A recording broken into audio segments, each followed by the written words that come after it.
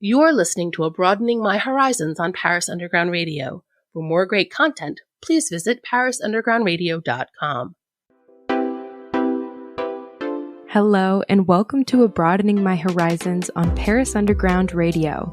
My name is Abby Riffel, and I'm a 21-year-old college student from a small town in Kansas who is living in Paris for the summer and will be bringing you along with me as I discover the city. Hi guys, welcome back to Abroadening My Horizons. On this episode, I thought it would be fun to ask my family back home to send me some questions that they have about my trip, and I could go through and answer those and kind of talk about anything else that comes along. So the first question is, what's your favorite thing about France that America doesn't have? And this is a hard one because I feel like there's not obvious things to this, or there's not like so many differences between the two places. But for me, I'd probably say the bakeries. They have them all over the place around here. You don't have to go very far at all to find one. It's nice because the fresh bread is so good and it's not really anything like we have at home. When I first tried it, I said there wasn't really a difference, but now that I'm like eating it consistently, I definitely do notice when it is fresh and when it's made with, I feel like, better ingredients here. And I really do like it. I think the bread is going to be something I'm going to miss the most when I go home because I don't have any bakeries like they have over here close to me back home. And so I definitely think that's something that America should get on board with, is having these bakeries everywhere, because it's so nice to just go down the block and go get a baguette or go get a sandwich, anything that you could really want bread-wise. So yeah, that's probably my favorite thing that France has that America doesn't. I know America does have bakeries, but it's just different here in France when there's so many of them. I feel like there's not that many in America.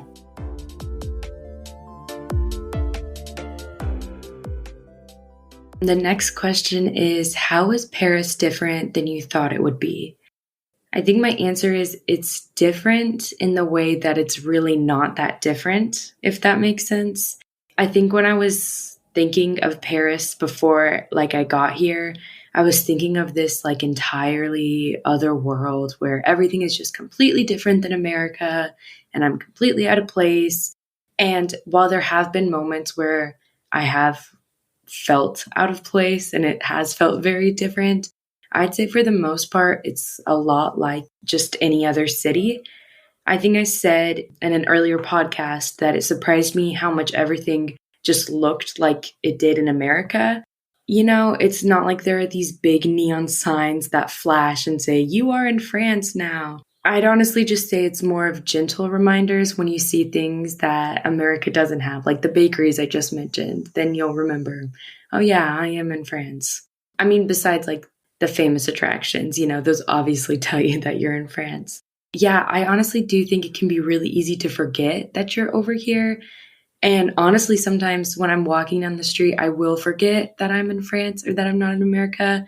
And then I hear people speaking in French and I'll be like, oh yeah, forgot for a second where I was at. Another way that it's different though is that it's not as scary as I thought it would be. There have been several times where I've been scared here and I have been overwhelmed. But once you kind of just embrace it all, it's really not that scary. And when I think of a big city, I really think of a roughness to it. Like how you see in the movies and stuff, with smoke and smog everywhere and the people are snarky and that kind of roughness. But I haven't really noticed a lot of that. And maybe I'm just being really naive to it, but I really don't feel like I am. I feel like I can be pretty cynical of things at times. And I was definitely pretty cynical of the city when I got here, but it has changed my mind on a lot of things and changed what I thought the city would be like. The next question is, what are the biggest differences between French and American people from what you've experienced? Honestly, I haven't really noticed anything that's so in your face different about people here. I would say that people here do seem to be more natural in a sense, because in America, I feel like a lot of people, especially when you get to like the LA or the New York area, like the coasts, I feel like a lot of people have the fake eyelashes and the lip fillers, or they'll get extensions in their hair. And I have no problem with those at all. But here I have noticed that you don't really see anyone with that. And maybe they're very subtle with it. And that's why I don't notice it. But I do feel like people kind of just embrace how they look around here. I feel like I haven't seen a lot of girls who are wearing a lot of makeup like I would see in America. And yeah, I would definitely say people here tend to be more natural in that way, at least. And another thing you have to remember, though, is that Paris also has a lot of different people from a lot of different cultures. So it's not like there's this one set look that's like the typical French person or the typical European. It's kind of like just like in America, you couldn't really claim that there's one exact style that's like the typical American, because there is a lot of diversity in these places, And it's the same here. There's so many types of people that I don't think someone, especially me, because I've barely been here, but I don't think you could really say there's one specific trait that all French people have. At least I don't feel like there is one. But one thing that has stood out to me a lot is the fashion here. Everyone seems to have their own unique sense of style. So it's been really cool just seeing all those different ways that people are expressing themselves in the city. And it's also like encouraging to me to know that I could express myself in whatever way I wanted to, and I wouldn't be judged for it, or I wouldn't stand out because of it. Especially the men here. I feel like they're a lot more stylish and, in a sense, put together than American men. Women in fashion, you kind of get used to seeing that. But the men who are fashionable here has been really fun for me to see. I feel like I see a lot of guys who express a unique style around here. And that's kind of like a breath of fresh air, because I feel like I see a lot of the same styles, especially in the Midwest among men. And it's like athleisure or khaki shorts and a t-shirt. And so it is nice to see guys here dressed in different things and different styles that I usually don't get to see.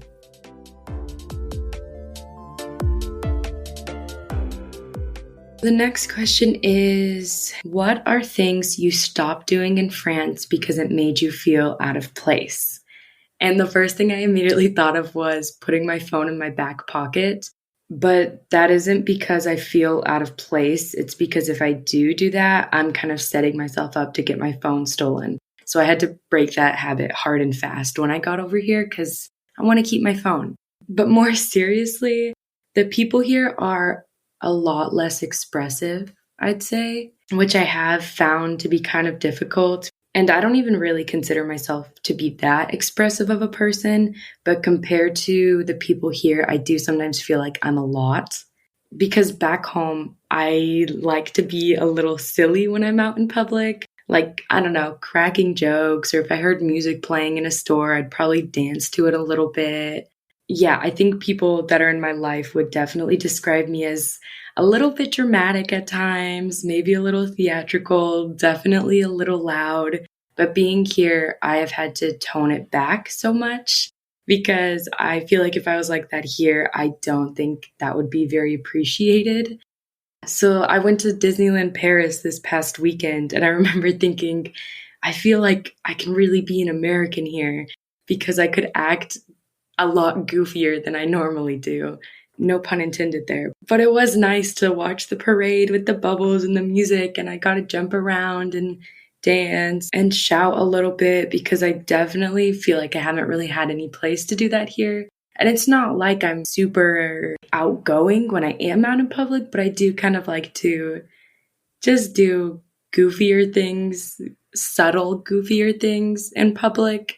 And I feel like here I can't even do my subtle goofy stuff. So it has been kind of hard, because when I go into the grocery store near where I'm staying, they play music that's popular in America, so I know the songs and I want to maybe sing along a little bit or dance a little bit when I'm in a grocery store. But everyone around me is so serious about buying their groceries, so I can't do that. But yeah, that has been kind of hard, and I'm looking forward to just being goofy when I can go back home. The next question is, what has been your favorite food that you've tried so far? And I got a lot of questions about favorites, and I do feel like I answer those in other podcasts. So with this one, I stuck with food because I don't really talk about food a lot. I honestly think I haven't really talked about food a lot because being on this trip has made me realize that I'm not really like a huge foodie person. I feel like some people really care about like going to the hot spots or like really famous restaurants. And I do understand the appeal, but I don't really care that much about going to those places just because there's so much to eat around here that I feel like I could find a decent place kind of anywhere and be okay with it. Yeah, so when it comes to like my favorite food and trying French food, there wasn't like a lot that I was like, oh my gosh, I have to try this while I'm here. I was just going to try whatever was around. So I've been trying new stuff whenever I go anywhere. And it's not like I'm trying to like ignore the good food they have here. I just don't think I really get excited about it as other people do. But with that being said, of all the like new food I've been trying, my favorite thing, to be completely honest, is probably just like baguettes and croissants because, as I mentioned earlier, they are so fresh here and they taste so much better than they do in America. I don't know what it is, like just butter and a baguette is so good to me here. And it's like I would snack on that all day if I could. But yeah, my answer on food might not be like the most satisfying answer, but that is what's true for me. And it's that I don't really care about the food that much here, but I do appreciate it. I still do appreciate how good it is. Okay, and the next question is, what do you know now that you wish you would have known when you were packing for Paris? I like this question because I am notoriously a bad packer. Like, I knew when I was packing for this trip that I was not going to be happy with what I brought, like, no matter what, because I always do this thing when I go on vacations or when I'm packing up for college. I, like, hate all the clothes I bring with me. And I don't know what it is. Maybe I'm not really thinking through things when I'm packing, or maybe I'm just a bad packer. But I knew that no matter how I packed for this, I would eventually get frustrated with what I had brought. And sure enough, this trip has proved to be no different. And I have been very unsatisfied with the wardrobe and the clothes that I brought with me. This, I feel like, is different than what most people would say, but I honestly wish I had brought more clothes or maybe just different types of clothes because I brought some shirts with me, but I only wear like 3 of them. And I wish I just had brought more clothes that I could mix and match with each other because I feel like I brought a lot of pieces that you kind of wear on your own. And that makes it hard when I'm trying to put together different outfits. I also wish I had brought longer dresses because they're a lot more comfortable to wear around than the shorter ones, especially with the wind around here. And also just bringing comfortable clothes is another thing I don't feel like I packed very well about because I packed a lot of clothes that I'd say I feel like 75% comfortable in, but I don't really have a lot of things that I feel completely comfortable in. And sometimes when it's at the end of the day and I know I'm not going to be going out or anything, I just really wish I had something more casual that's not just my pajamas to wear, like a t-shirt and shorts. I just wish I had brought. And I feel like I really didn't bring a whole lot of that. But I do think I did good on packing shoes and the amount of shoes I brought. So I brought a pair of Converse, a pair of sneakers, loafers, heels, and Birkenstocks. So I think that's 5 pairs of shoes. I think this was a good amount of shoes to bring, minus the heels. I haven't worn them yet, but I feel like they're good to have just in case. But with my sneakers and my Converse and my loafers, I'm wearing those every day at this point. They've been the real stars of the show for this trip. I basically just alternate between those 3 pairs of shoes, and they're all comfortable with how much walking I'm doing. And I feel like they all look nice enough to where they're not ruining my outfits. So yeah, if you do ever come on a trip to Paris, definitely bring shoes you're comfortable in and that you will walk in and that will protect your feet over like stylish shoes, because I don't care about how they look anymore. I care about how comfortable my feet are going to be. If you're enjoying this podcast, you might enjoy our sister podcast, Paris: A State of Mind, where Gail and Marie talk about the good, the bad, and the ins and outs of property rentals and purchases in and around Paris. You can listen on parisundergroundradio.com or wherever you listen to your podcasts. Abroadening My Horizons will return right after the break. Welcome back to Abroadening My Horizons. All right, my next question is, what was the first thing when you landed in Paris that was a challenge or something you didn't understand? And I mentioned this in one of my earlier podcasts, but the Charles de Gaulle, I hope I'm saying that right, that airport is an absolute beast of an airport. I got so completely lost in it. And I am worried about when I fly back what it's going to be like, because I get just really confused. But I have mentioned that before. So one thing I don't think I mentioned was after I got to the hotel and I had checked in and got to my room and I met my roommate. So after all like that kind of beginning stuff, I took a nap because obviously I was tired. And when I woke up from that nap, I did not feel very good at all. Like, I was walking around my hotel room. We had a dinner that night, so I was getting ready for that. The room was spinning, and I honestly thought I was going to pass out for a moment there. So I'm going through this like physically ill part of me, and while I'm doing that, like I start getting so stressed, and it like hit me that I'm not in America anymore. And then I got like really overwhelmed, and I started panicking even more, which was not good when I was already in the state I was in. And I was like, oh my gosh, I shouldn't have come here. I should have stayed in America. So that was my first like serious challenge here, was that kind of a mini panic attack. But then like an hour later, when I went out with my group and I got some food, I ate some food, I started feeling better. So I think it was just like the travel hitting me and catching up with me at that point. And I hadn't eaten like all day. So I was really hungry too. And when I'm hungry, I'm not very happy. So just getting over that struggle.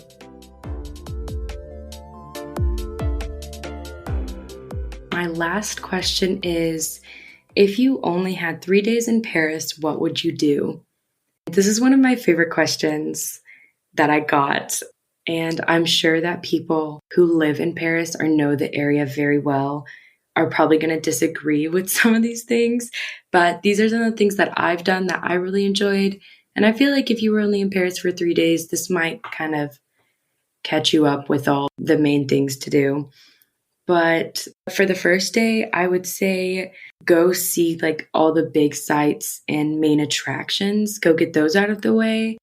Go to Notre Dame, go to Arc de Triomphe, do some shopping, and then I would say go get bread and cheese and whatever other snacks you want, and go have a picnic at the Eiffel Tower, because I had one my first weekend here, and it is still probably one of my favorite things that I've done out of this whole trip, was just sitting there and eating my bread and cheese and feeding the pigeons and looking at the Eiffel Tower. And then on the second day, I would say go to the Palace of Versailles. I talk about it a lot in my podcast, and that's because I loved it so much and I spent a whole day there. If you go on your second day, prepare to do a lot of walking, because there's a lot of walking, but there's also a lot to do. But yeah, take your time going through the palace and exploring the gardens, and there's some shops. I think you can go there. Yeah, I know I talk about Versailles a lot, but it was truly one of my favorite places. And if you can, stay for the night show that they do, because that is a really cool experience too. And I think that is a good way to spend a day. And then on the third days, I would recommend going to museums. The Louvre is obviously a good and popular one, but there are so many other museums in Paris, and there's some free ones too that are also amazing and great. And I really like the history, so I enjoy seeing the museums. Yeah, I think that would be a good, more chill day to have. Maybe not so much walking, probably a lot of standing, but going to a couple of museums and maybe finding a place to eat afterwards and kind of relaxing a bit more. That would be my personal 3-day itinerary for the city. But the city is so big and there's so many things to do that you could have thousands of different things to do. So yeah, really just exploring and finding things to do is also a great way to enjoy the city. But I think if you're a tourist for the first time, those would be like the good general things to do here. These are a couple questions I received from my family, and I know they're probably going to enjoy listening to my answers. And so I hope everybody else listening to that enjoys them too. And I'm sure I probably answered some in a way that's not very good, but they're answers that are true to me. Thank you for listening to Abroadening My Horizons on Paris Underground Radio. I'm your host, Abby Riffel. If you liked this podcast, please make sure to rate it and give it a review. If you want to get in touch, you can reach me at hello@parisundergroundradio.com or on Instagram at abbyriffel_. Thank you for listening. This episode was produced by Abby Riffel and Jennifer Garrity for Paris Underground Radio. For more on this show and shows like it, please visit parisundergroundradio.com.